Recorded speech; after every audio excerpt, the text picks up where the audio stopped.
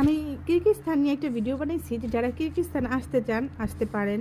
এখানে নর্মালি 1,00,000 টাকা 50-60,000 টাকা ইনকাম করা যায়, নর্মালি করা যায়। ভাই আমি আমি তো কারোর ক্ষতি করি নাই। আমি যদি কারো উপকার করে থাকি সেটা যদি আপনার ক্ষতি হয়, আপনি মনে করতেছেন আপনার ক্ষতি হইতেছে, তাহলে আমার কিছু করার নাই।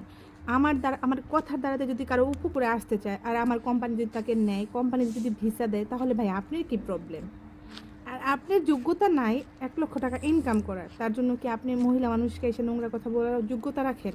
ইনকাম করার যোগ্যতা রাখেন না, মহিলা মানুষকে একটা নোংরা কথা বলার যোগ্যতা রাখেন। ঠিক আছে, আপনারা পুরুষ শাসিত সমাজে পুরুষরা হয়েছেন এরকম, নিজের তো যোগ্যতা রাখেন না ইনকাম করার, কিন্তু মহিলাদের এসে নোংরা কথা বলেন যে তোরা নোংরা কাজ করে ইনকাম করস। কীভাবে ইনকাম করস ভাই? রাত 4টা পর্যন্ত কাজ করি, 12টা একটা নর্মালি কাজ করি, ঠিক আছে? এখানে কাজ করে টাকা ইনকাম করতেছি। কী দিয়ে আপনারা বেশি কথা কইছে?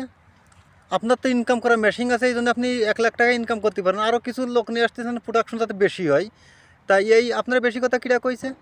এই সমস্ত মানুষজনরা আমার কাছে পাঠাই দেন দিন, আমি একটু দেখি। নর্মাল আপনি 1,00,000 টাকা ইনকাম করতে পারেন। ওরা আপনার তো ইনকাম করার মেশিন আছে, আমার কাছে তো মেশিন নেই।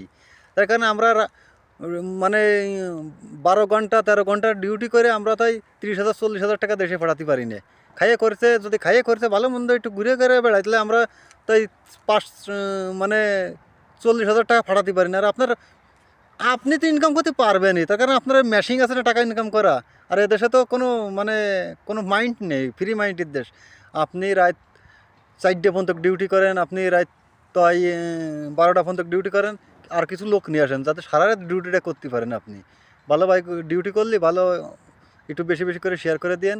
আর আমার যে সমস্ত প্যান ফলোয়ার বন্ধুরা আছেন এই দেশে, এর মধ্যে 1,00,000 টাকা ইনকাম করেন, তারা একটু আমার কমেন্ট বক্সে আসবেন। আর যারা এসছে মানে নর্মালি সে 1,00,000 টাকা ইনকাম করে, আপনারা কীটা কত ইনকাম করেন অবশ্যই আমার একটু কমেন্ট বক্সে জানাবেন, বেশি বেশি করে শেয়ার করে দেবেন। আর এই ধরনের লোকেরে কি বলা যায় তাও আপনারা একটু বলবেন, বুঝেছেন? আপনাদের কাছে আমার এইটা দাবি থাকলো।